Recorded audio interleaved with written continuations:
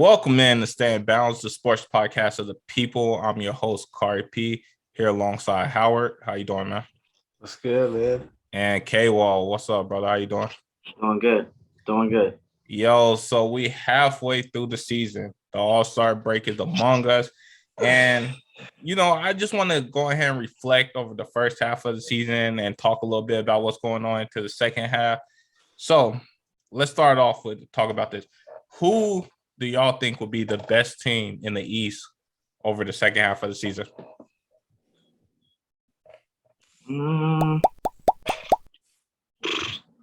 It's tough, man. It's tough. There's just a lot of good teams in the East. The East is like up for grabs because every day it switches. It's like Chicago will be up there, and then Philly will be up there, or it'll be Miami. But I think the team that's built to endure all those battles that they're going to face is probably Philly right now with James. Because, like we talked about in the last podcast, they went into Milwaukee, shorthanded because they don't have Drummond and they don't have Curry no more. They went in there and took it to Giannis and them and beat them in regulation. You add James Harden into that, that makes them dangerous, because they got the defense with Thibault and Yang, and they got the shooting with Furkan and a couple other dudes, and then you add James in there. Because James he's so like flexible. He could be that point guard that you need. Because Maxey is really a two guard. You know what I'm saying? Who's overachieving at the one. But I feel like he's naturally better as a scorer. So I feel like Philly is equipped to come out of there. A dark horse would probably be Chicago, but they're top heavy right now. But then once their players get healthy off the bench, I think they could contend for it. Because DeMar DeRozan's on a whole nother level right now. Dude's averaging like 35, 8 and 8, like over the last 7 games. It's crazy. Dude is cooking right now. And if Vooch starts picking it up, I don't know. We can see. It'll be interesting. Right now, I got Philly right now. What about right you, now? Right now, I think I don't know why, because I'm not really the biggest fan of this team really at all. But I just like the Heat right now. I think they got the coach. They're just well put together. Like they're not really lacking anything, and they're again somehow people are overlooking them, even though they might have the deepest roster out of all the teams in the East, and probably fundamentally one of the better basketball teams. And they keep getting overlooked by Brooklyn, 76ers, the Bulls. Like they're making no headlines. No one's really talking about them. And they're just going to climb, and they might do a Bengals and just climb all the way through. And here we are again. They're in the championship. So that's who I like right now. I like the Heat. I like where they're sitting. Like not many people are paying attention, and they're just winning. Yeah, they're the number one team in the East right now. Do you think that's going to hold up throughout the rest of the second half? I do. It can. It depends like what team comes back after the second half, because we see it like teams have a good first half of the season and then they crumble on the second half of the season, because injuries pile up or just excruciating circumstances where they just don't click anymore after that break. Sometimes this break is good for some teams to recoup, and hit the second half hard. And sometimes some teams go in there with momentum and then they get that break and that downtime and they come back and it's a whole different squad. They're not clicking no more. I think the Heat, because the culture that they keep or like that, that grind in, grind out kind of culture, I think they'll make a push. And that's why I think, like I said, it'd be the Heat and Philly probably in the Eastern Conference Finals, depending on what Chicago does. But also the Heat are getting Depot back too. So, once not too long ago, dude was a two-way all-star, perennial all-star. So, and he's not even good enough to start for them. He's coming off the bench. So he can wreak havoc on them second units. So that's something to watch out for, yeah. So right now in the East, the play-ins are looking with Toronto, Brooklyn, Charlotte, and Atlanta. Do you think any of them 4 teams got a chance to move up the rankings and get out of the play-in game, or do you think that's pretty much going to be it? Yeah, I think Brooklyn is probably the one team that I would say probably not going to be there. They're probably going to be ahead of the playing games. The other ones, I think they'll be there. So what? All right. So you say Brooklyn, but which one of these teams do you think will have a drop off towards that second half? We have Miami, the Bulls, Philly, Cleveland, Milwaukee, and the Celtics. Of them teams, which team do you think Miami can move up and move the other team down to the playing game? It would probably be the Cleveland Cavaliers because they're the youngest, they're the newest to being this decent. So if I were to take a guess that of any of the teams to slow down the second half, it would be them just because they don't know, they really don't know what this is right now. So that would be the team the Nets would take out. Yeah. What about you, Kayla? You think the same? Cleveland, possibly. I mean, I've seen their defense keep them in like tough games or whatever like that, but I could see that they could be susceptible to a slide in the second half. But honestly, I think Chicago can. The only reason why I say this is because yes, DeMar DeRozan is playing unworldly, but what happens when them shots ain't falling like they were before? You know what I'm saying? They need him to go out there and average 35, 8, and 8 to win games. You know what I'm saying? Who knows what's going on with Lonzo and his injury or whatever like that. And Zach LaVine's seeing a specialist for his knee. If it's more serious than what they're leading on, he could be done. And that's it. You know what I'm saying? Vooch isn't the guy that they thought they were getting. He's playing all right, but he's not playing like dominantly. You know, they're still getting cooked inside. And their bench stays injured. So I think if anyone's susceptible to a slide from where they're at, I think Chicago could go from being up there to 1 and 2 to possibly fluctuating 5, 6, 7, 8. And if there's a team I think that rises out of the ashes, I think it's solely up to them what they want to do. I think it's Charlotte because they have the team. They're equipped to score points, right? But they have this mentality where if you want to beat us, you're going to have to outscore us. And when you play like that, the games when the shots aren't falling, you're getting rolled by like 30, 40. So I think if they could lock in on defense a little bit more, because they can score with the best one. You know what I'm saying? They average the most points in the league right now. I think if anyone could get out of that plan and maybe slide to that 6th spot, it could be Charlotte. Depends on what direction they want to go in this year. If they're going to hang it up and like, hey, let's shoot for next year, let's let everybody rest up. I think Charlotte could come out of that. I'm actually in agreement with you, K-Wall, because to me, Charlotte is that team that they push the ball, they run. Yeah, they're dangerous. They're dangerous. They're a team that can slide up. With Brooklyn, it's kind of scary because we don't know when New York is going to allow Kyrie to play in New York. Yeah. We don't know what Kyrie's situation going to be. And with them, we still don't know their stand KD injury. To the point is definitely and they got more road games on the second half of the season. I mean, they have more home games the second half of the season do they have road games. So if you're banking on only winning road games being at full strength, you know, like I don't know if that's gonna I don't know how that's gonna work. Ben Simmons haven't played the whole season. It just a lot. Brooklyn got a lot of factors. Charlotte's a team that they could easily go on a 6-7 game win streak and then easily move up the ladder. Brooklyn is still factors that depends whether they're going to move there. And I'm also in agreement with you with the Bulls because I don't think Miami will go anywhere. The worst Miami will probably end the season is around the 4th. Yeah, that's what I'm thinking. The lowest they get is 4. There's no way they're going to be playing in the play. They got too much talent. With the way the Celtics are playing, the dangerous team that Milwaukee is, they could easily move up. I feel Cleveland is that dark horse. So I think the Bulls is that only team right there that can. I mean, Milwaukee is sleepwalking through the season right now. They're just chilling. You know what I'm saying? Once it gets like them last 30 games, they're gonna rip off like 12 wins and go out the standings. But the thing about Charlotte is they're never out of a game. I've seen these dudes down by like 20, you know what I'm saying, going into like the second half of the third quarter, fourth quarter, and come all the way back and make it a ball game again. So they have that ability to shoot their way back in the games, but they don't have the defensive backing so they can shoot their way out of games pretty quickly as well. So that's the problem. Yeah, it's definitely going to be interesting. So let's move over to the West. Who do y'all think will have the better? I see you already getting excited, K-Wall. But with you, are you sure that y'all got a good lead in the West, but are you not scared of Golden State getting all their pieces back and making a run? It'd be negligent for me to downplay Golden State and their capabilities. You know what I'm saying? Also, we have some bad news with Chris Paul gonna miss some time with an injury right now. So, we've made some cushion for ourselves in the West, but we can't get complacent and we can't, we got to find someone that can right the shit, you know what I'm saying, and keep it going without Chris being there, because the pieces are in place to continue playing the way we do. Chris Paul is an amazing player in his own right. He does stuff that nobody else can. But we have enough, defensive capabilities and enough scoring to still win games. I think Golden State is going to make a push after the half. Memphis is right there. Memphis is literally right there. You know what I'm saying? So, Yeah. I mean, we can't afford to go on like a 4-game losing streak, 5-game losing streak because you could be sitting at third tomorrow.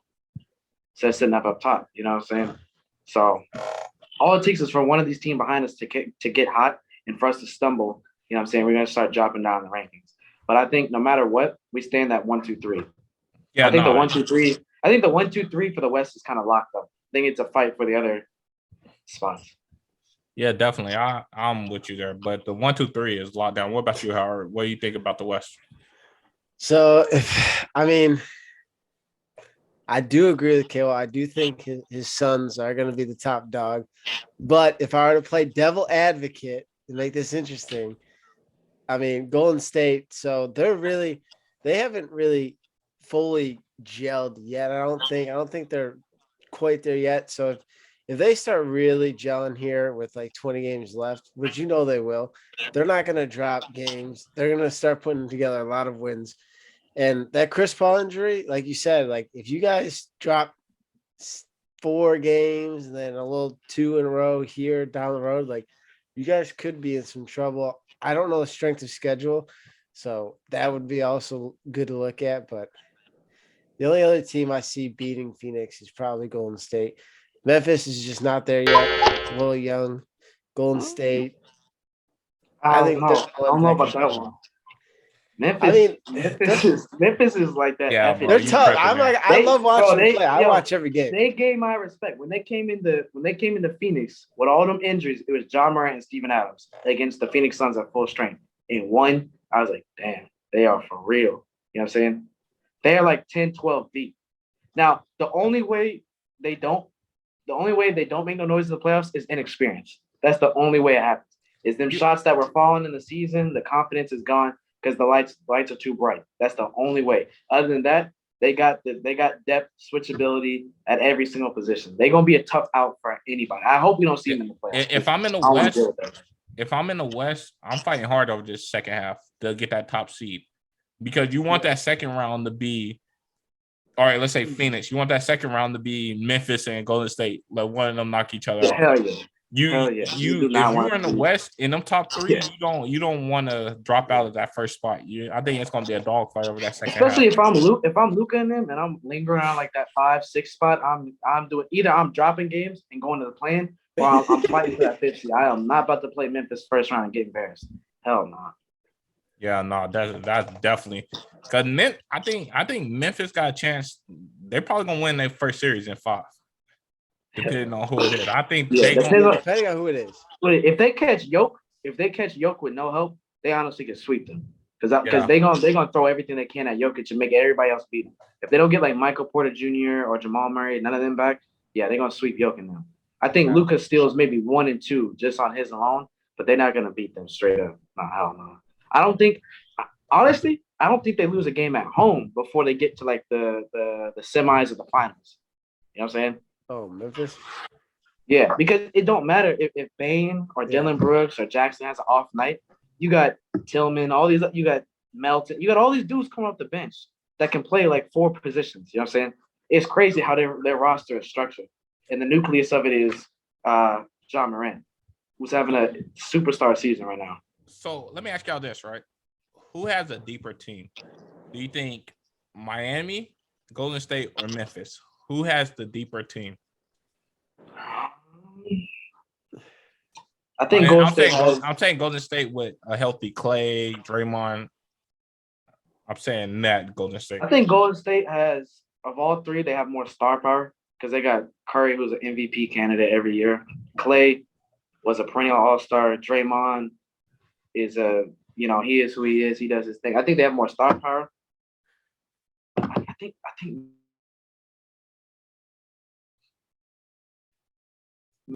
You know what I'm saying? Wait, say again. I'm sorry, you cut out a little bit. Yeah, you can hear you. My bad. I said I think Memphis has the deepest squad of the 3 as far as like switchability goes. You know what I'm saying? Because of Miami, they have a deep squad, but who's going to replace Jimmy Butler if he comes off the floor? You know what I'm saying? Yeah. Their direct backup for Bam is Dwayne Dedmon. Kyle Lowry's backup is a second-year point guard. They got like legit people on their bench in Memphis that could be like starting somewhere else. You know what I'm saying? Yeah. Like they're deep and they play together. Yeah, no, definitely. You're definitely on there. So let me ask y'all. Right now, we got Minnesota, the Clippers, the Lakers, and Portland in a playing game. I think we're kind of all. I would say nobody got a chance really to make that run, but do y'all think anybody do?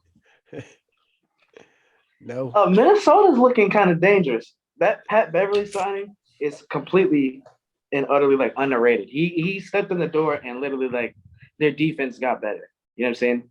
They play for each other and they got 3 levels of scoring with Cat, Anthony Edwards, and D'Lo. And Jared Vanderbilt is like that 4 swing kind of like forward that they needed. You know what I'm saying? So I think Minnesota. I don't think they get any higher than they are. They might push for that 6th spot if Denver slides or Dallas slides or one of the other teams do. But I think they are bound for like a high seeded play-in.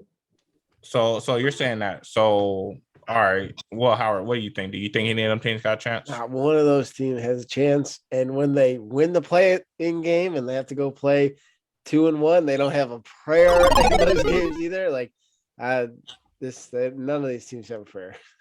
So when you said maybe Minnesota got a chance to move up, right? Right now you got Phoenix, Golden State, Memphis, Utah, Dallas, and Denver. Do you think any of them teams got a chance to slide over the second half, or? I think the bottom 3, though any one of those teams can slide because there's a lot of dysfunction in the organization in Utah between Gobert and Donovan. They're not on the same page. Utah's lost some really questionable games at homes to teams like Houston and Sacramento. So that's one. Denver, it'll all come down to just lack of depth. You know what I'm saying? A lot of the guys surrounding Yoke are overachieving right now. You know, they're shooting like out the gym right now. Like I said, if the shots ain't falling no more, then what? There's only so much Yoke can do. You know, he can't score 100-something points every single night. You know what I'm saying? It's not going to happen like that. Dallas, I feel like they failed to surround Luka with a team to compete for a championship. They'll be competitive, but they don't have a team to compete. You know what I'm saying? So I think of those 3, I think it'd probably be Denver. Honestly, it'd be Denver the one to slide into the plane just because of lack of depth. I think Luka will keep them out of the plane. I think Utah is a good enough team and a defensive sound enough team to keep their spot where they're at possibly. But any 3 of them could slide. But if I had to pick one, it'd be Denver. Okay, so moving on, we got teams like Atlanta who's in the play-in. We got teams like the Knicks who aren't even in the playoffs right now. We got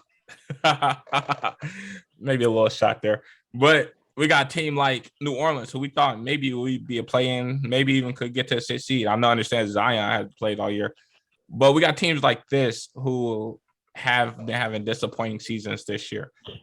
Of like all the teams, who do you feel had the most disappointing season to this point?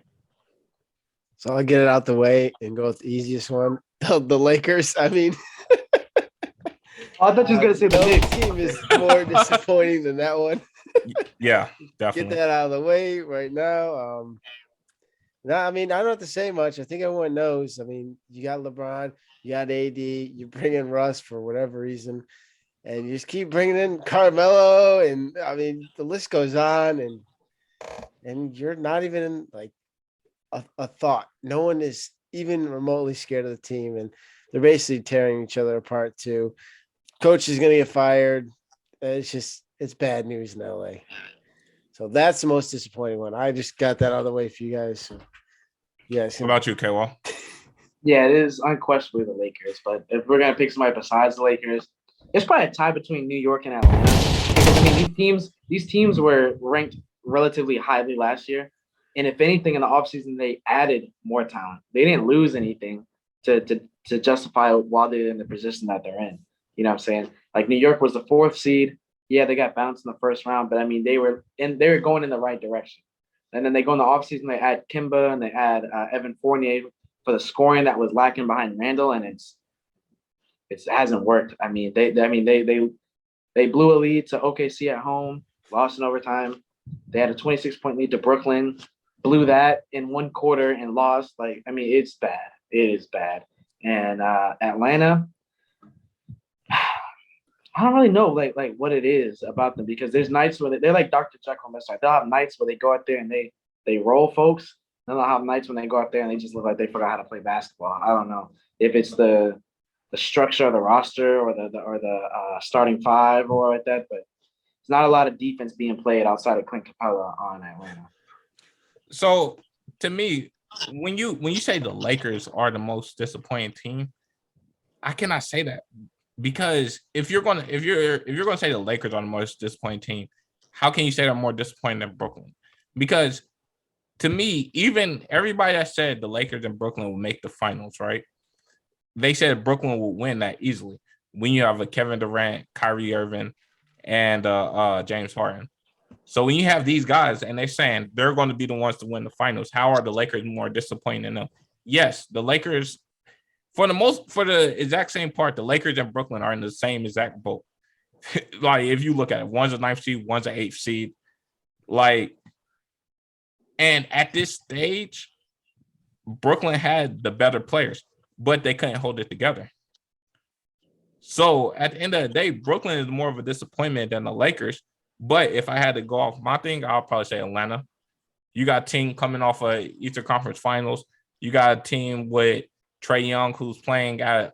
So this year is kind of crazy because DeMar going crazy and Embiid, all these, but Trae is playing at an MVP caliber level. So I mean, when you look at it, I feel like Atlanta is the most disappointing team over the first half, over anyone. It's just they can't stop nobody. Like Yeah. I know like Trey will go out there and have 43 and 12, but they gave up 140 something points. Like they just can't stop nobody. Like it is the only one playing defense is Capella. You know what I'm saying? Yeah. Like I don't know what it maybe was the starting lineup that they shook it up and put Hunter in there over Bogdanovich or Hurt. I don't know what it is, but they can't stop nobody. Like I mean they got OKC out here looking like the Globetrotters. KD having dropping triple doubles, and I don't know. That's their biggest issue. Same thing with Charlotte. They can't stop nobody. Yeah. They could score with the best one, but they just can't stop anyone. If they were ever able to play defense consistently for not just one game, but a stretch of games like that, they could easily push for like, a high playing tournament spot or even that 6th seed. So that's their biggest issue. But to touch on the most disappointing team, I feel like Brooklyn is more disappointing to themselves than as the most disappointing team as a whole, because the team was built, like you said, to go to the finals, right? Circumstances didn't work out in their favor to have their team play all together. Kyrie can only play road games because he refused to get vaccinated, right? Harden did what he does best every couple of years and forced his way out of the situation, and KD is hurt. So their issues are because of injuries and availability. You know what I'm saying? No, it's not because the reason I don't agree with you, right? Let's say last year, right? All people talked about was KD's pinky toe on the line, right? They said, oh, KD had a toe on the line. That's why they lost. Boom. And before the season even started, everybody was saying they were going to win it all. So if you're telling me that, right, they're the biggest disappointment because, all right, Kyrie being selfish.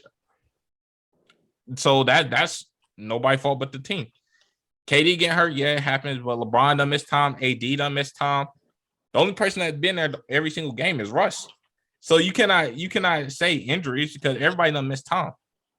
And then James Harden doing what James Harden doing, that is a product of what Kyrie not want to do and the team as a whole. So I feel like that's more. I feel you on that. The only reason why I bring up injuries is because, like how you bring up Russ, AD, and LeBron, I've seen AD, Russ, and LeBron play at full strength, fully healthy, and still get rolled at home. I haven't seen KD, James Harden, and Kyrie all play together this season. That's what I said. Both teams are disappointing in their own right. Theirs is because of availability and team chemistry and stuff. The Lakers, yeah, it's availability, but some of these losses are unexcusable. So let me some of these losses, losing to OKC at home, and then the next night losing to Portland at home, blowing leads to bottom dwellers in the league.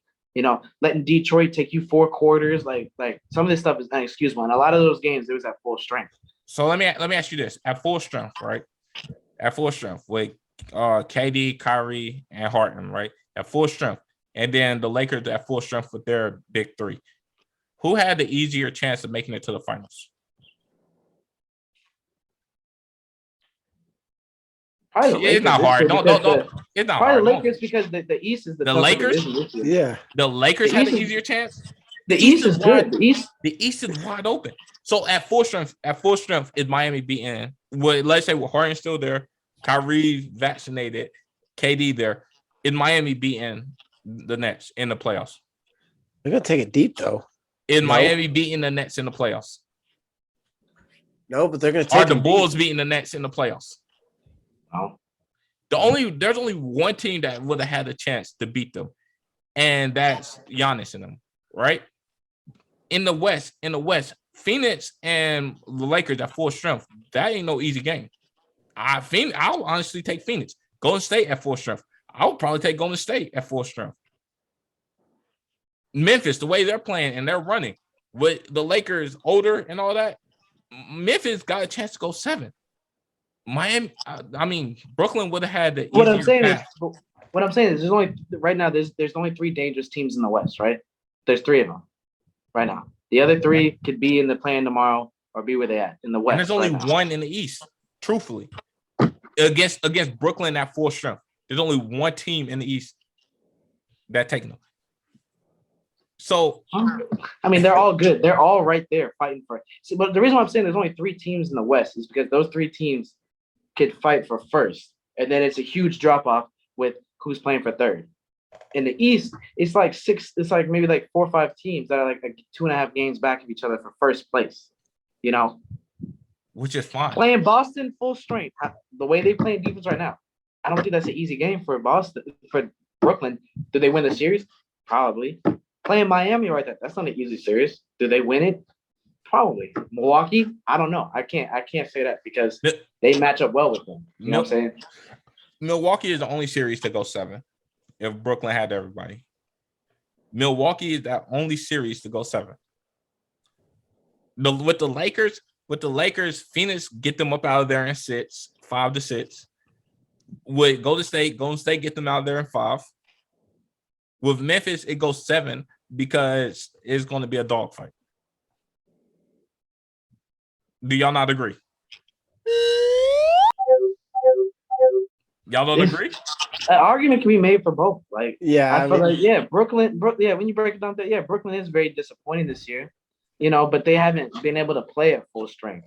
So I can't really say it's a disappointment. It's more like a disappointment to the fan base because it's like it's a whatever. You were sold on something. You were sold on KD, Harden, and Kyrie, and you've gotten a quarter of that. The only consistent one you've gotten was KD, and now he's hurt. And you can't even be mad at him because when he was there, he was the catalyst of everything. And then you get Kyrie on the road, and they still lose. You get Harden, he not giving no effort. You know what I'm saying? Y'all go to Sacramento, he scores 4 points on 30,000 shots, like, you know. And then with the Lakers, it's a disappointing for both because you got all that star power and can't do nothing with it. You know, I give it the Lakers have had more embarrassing losses, but I think for Brooklyn as an organization, it's more embarrassing that it's ending the way that it did because of what you gave up to get Harden. You literally blew up your entire youth on your squad and your bench for guys that are like Allen's an all-star now. Karis LeVert's a bucket. Dinwiddie, he had one good season. I think that injury's kind of hindering him, but you gave up all that for Harden, and now he's gone. So basically, you traded Dinwiddie, Allen, all them picks, LeVert for Drummond and Seth Curry. True. All right, so let's move on. And Ben Simmons. I forgot. All right, let's move on. Let's get into the MVP race. Who right now we can make this kind of quick. Who do y'all think is the MVP right now? So, all right, let me ask y'all: Are these three the top 3 to y'all? Because it really could be in 4. I'm gonna put 4 names out here. Y'all tell me who y'all think the top 3. Joel, Yoke, DeMar, and Giannis. Do y'all agree on that 4? Yeah, I agree on that 4. That's it. Yeah. Okay, cool. So, who are the top 3? Yeah. Probably so Joel. 1 Joel. Yeah. 2 Joker. DeMar. I don't know. I say DeMar number 2. Yeah, okay. Yeah, he is killing it, and he got them up top the East, you know, every other week or whatever like that. Yeah. And then Yoke number 3. Yeah. Giannis is kind of chilling right now. I feel like if he really wanted to, he can make a push for that, you know, for MVP. But I think this is Joel's year. I think this is Joel's year. Yeah, I think with him losing it last year, like, it came down to the wire, and him losing it last year and came back even better this year. I think he's playing at a whole nother level right now. Yeah. Like, I mean, a whole nother level. He's shooting threes. He's setting up the offense. I mean, his defense has always been good. He's a bucket from 3 levels. You know what I'm saying? Like, yeah, I think he deserves it. If he can keep this up, he finish the season like that, I think he deserves it. Yoke would literally have to get the Nuggets in that 2 or 3 spot. You know what I'm saying? Yeah. Because he's cooking, but it's not really amounting to wins every single night because there's lack of help, But if DeMar gets him that 1 seed, it's gonna be hard. I don't know. It's gonna be hard. I don't know. All right, so we got names like Dennis Schroeder, Tristan Thompson, Dragic, Bledsoe, Derek Favors, Millsap, Robin Lopez, and maybe a John Wall. So by March 1st, you got to be like cut and all that to be eligible to play in the playoffs, right? So all these guys are at the top of the buyout market. Do you think any of these guys can go anywhere and help a team, like get to where they want to be at or anything? Dennis Schroeder coming off the bench could help with scoring. But where at? Go back to LA, I guess. Yeah, that's what I was thinking too. I said, just go back there. You ain't gonna get the big contract, but you'll get minutes. He'll at least have a solid chance to show that he's still worth some money and maybe get another contract. I think with him, if he go to LA and he can help them come from the ashes, he's never gonna get that 20 mil a year back. No, never. It's never gonna happen. But I think he can go play himself into a 14 mil a year, 15 mil a year contract, I got 2 spots where I think he could go, honestly. He could either, for one, if they're serious about trying to make a push like that, I think he could go back to Atlanta and back up Trae Young because they're lacking scoring and creativity in that second unit, like a point guard wise. And he could probably go to Charlotte too and back up LaMelo. Because when LaMelo steps off the floor, it's kind of like ISO ball. It's Oubre and Bridges playing ISO ball.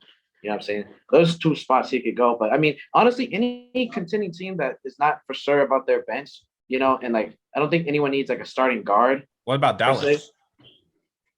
Yeah. That would be a nice spot. But anything for Dallas. But the thing about Dallas is he needs the ball in his hand to be effective a lot because he's not really that great of a shooter as per se. But when Luka come off, he could come off, he could come off the bench for him or fill in for Brunson, one of the 2. But that might be a nice spot. So a lot of the speculation been about Tristan Thompson maybe in the Lakers. What y'all think about that? It's just a name, bro. Yeah. If they can't find minutes for DeAndre and Dwight, why would they find minutes for Tristan?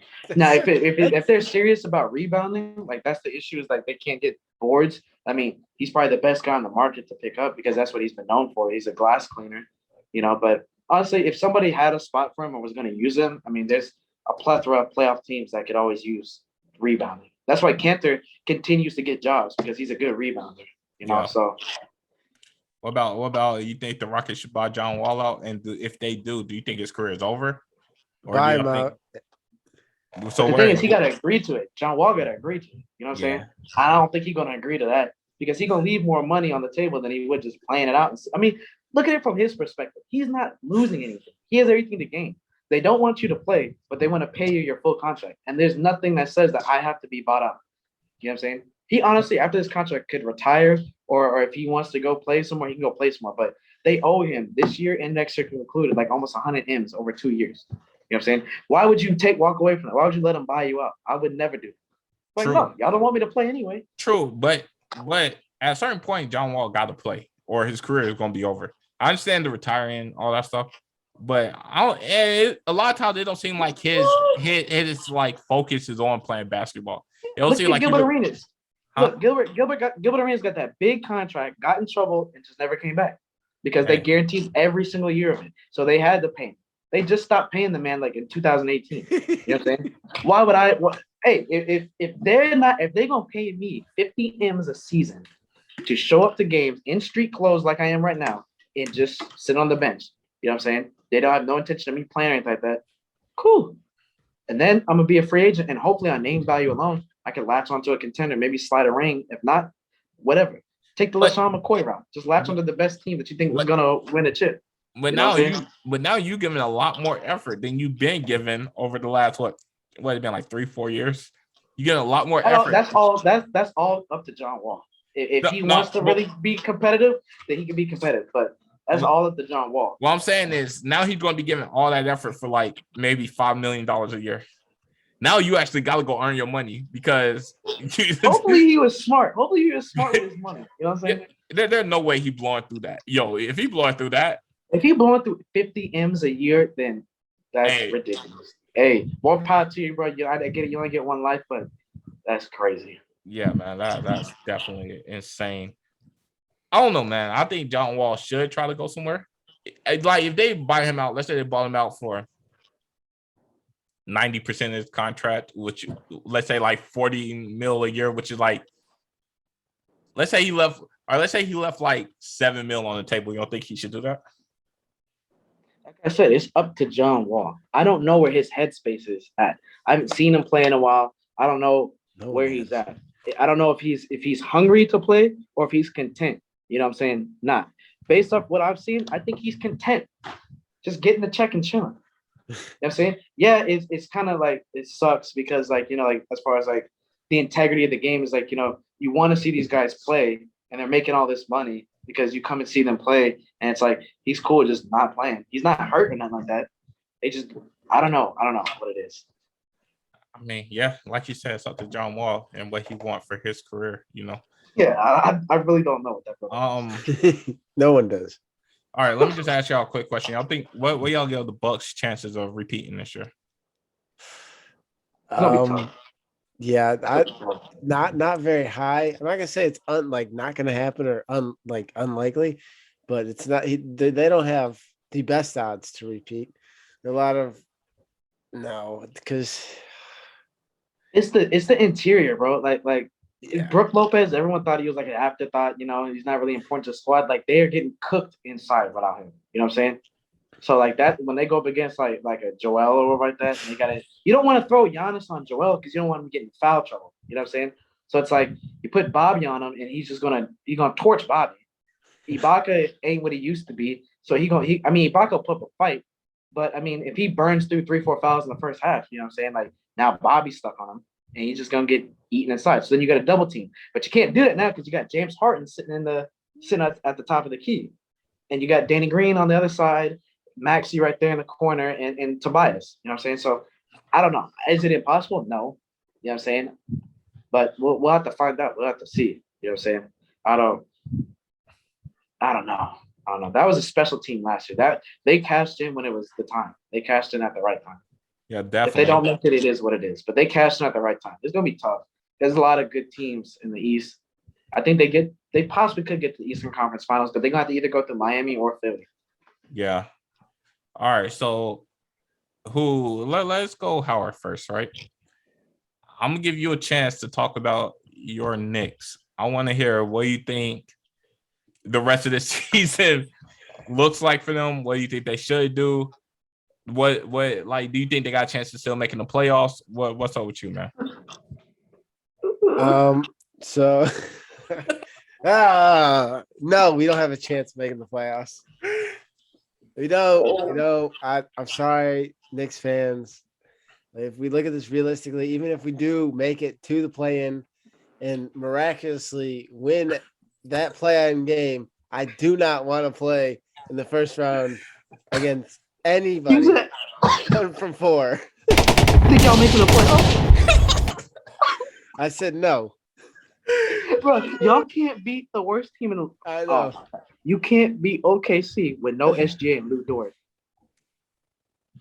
It hurts. So it's been a disappointing year, yes, to say the least. So what do you think? Oh, my bad. Go ahead. I thought you was done. I was gonna ask you a question real quick. So we spent the money, right? We got Kemba. I didn't know about Kemba. I was on the fence, but I ain't gonna lie, when it happened, I was like, cool. We went and got Fournier. We got Julius back, and he's kind of been a letdown. I ain't gonna lie. Julius has not played like he played last year. He ain't got no help. Yeah, he didn't have help last year either. Like, He did regress a lot this year. Yeah. Yeah, them shots ain't falling like they were last year. I think he had D-Rose a getting season hurt last year. actually really hurt us bad. Because up until like him getting hurt, we were right there. But when he got hurt, like that changed everything. I mean, so we got things to look forward to. But RJ looking like he's that guy for the future. He's he why all he right. was the third pick. RJ, all right. He all right. The rest Duke, of them, I baby. don't know. Yeah, we got Mitch all right too. Robinson. Mitchell's all right. He just can't keep his hands to himself instead of foul trouble. Yeah. But Mitchell's all right too. What I was going to ask you, how is, do you think that y'all sold too much defensive pedigree with letting the guys you guys let walk to bring in Fournier and Kimba, or do you think that this regression for the squad was inevitable? I'm still glad we went and got people that can shoot because I was really getting tired of watching. But y'all aren't even playing Kimba though. That's the thing. Well, that's a coach thing, and that's our coach's philosophy. And he got us to the to playoffs. So I'm gonna ride with Coach Tibbs there. Honestly, Kimba, when he was playing, when he got benched the first time it came back, he looked good. But other than that, like he really hasn't looked that well. Evan Fournier, I don't think it. The teams around us got a lot better too. Like I'm not gonna lie, like Chicago, they got a lot better. There's a lot of teams that got a lot better. We just didn't get as better. Does that make sense? You know what I think it is? I think it is that last year you guys were bought into the philosophy. The fan base was bought into it. Randall was he had that confidence. He was, and I think this year it was like, what is that saying? It's too many Chiefs and not enough Indians on this squad. You know what I'm saying? You bring in a lot of guys that need the ball to be effective, and it takes away from Randall being able to get in the rhythm. So Randall just forces stuff. You know what I'm saying? He's got to stop shooting threes. I'm really tired of it. Like he can every once in a while, but he needs Chris Paul fractured his thumb. He'll be reevaluated in 6 to 8 weeks. Chris Paul fractured his thumb. Fractured his thumb. He will be reevaluated to see if he can play again in 6 to 8 weeks. Good. So back to that take earlier. So I got Golden State coming out of the West. That's rough because that's 2 months without him. And sometimes there's been close games where he single-handedly kind of brung us, to the finish line. So that's good. Let's transition into you with the same question, K-Wall. Tell us about your Suns. What do you think the rest of this season hold for them? And I mean, with that injury, that's big, dude. That's big. That is because Campaign is hurt too. Our only healthy guard behind them is Aaron Holiday and Elfrid Payton. So now it kind of makes that whole buyout market a little bit interesting. You know what I'm saying? That if a Dragic, that's what I was gonna say. If a Dragic comes available, he's played in the system before. He's a vet. He knows how to play ball. Winning basketball. I think that would be our first look at, because he could actually help us in the playoffs too. His role is not just gonna diminish when Chris Paul comes back. I think he could help in the playoffs as well. Devin Booker is gonna have to step up, and Ayton's gonna have to. He got to be the number 2 now. You know what I'm saying? He's gonna have to have big boy games. 12 and 10 is not gonna cut it. He's gonna have to be pushing for maybe 18 and 14. And the bench has to come out and play lights out. We gotta keep the continuity and still be defensive sound. But there's so much playmaking and so much leadership that steps off the court when he's not there. There's only so much he could do from the bench. You know what I'm saying? So it's gonna be interesting. But like we said, if they slide 4 or 5 games or whatever like that, I mean, I could drop you 2-3 spots. But y'all, all right. So the good thing about y'all is y'all 6.5 games up on number 2. Y'all 8 games up from number 3, and y'all 12 games from number 4. So that's what I'm saying. We got some cushion. Y'all got cushion. Y'all got room. And I think with y'all team is y'all got one of the best young cores in the league. Like y'all can run with anybody. What's the dude, the small forward? I can't think of his name. Bridges? Yeah, Bridges. Yo, this year it looked like, hey, he take that next step. You might take, but that's I was when you was done speaking, I was gonna say, this will be his shot to kind of show if he could be that 90 a night, 15 kind of points. I don't expect him to go out there and drop 20 every night, but if he could consistently get 15 a night, Jay could hit about 3 threes a night, and Cam could come off the bench and give us about 12. You know what I'm saying? It'll add up all together because Booker's gonna have to go for 30 a night, 20 or 30 a night. He can't have an off night because as deep as we are, we don't have that kind of scoring sitting behind him. You know what I'm saying? It would have to be a collective unit kind of night for him to have an off night. So I got a luxury question I can ask you that I couldn't ask Howard. Man, let's just come on. Who would you like to see in the first round of the playoffs? First round?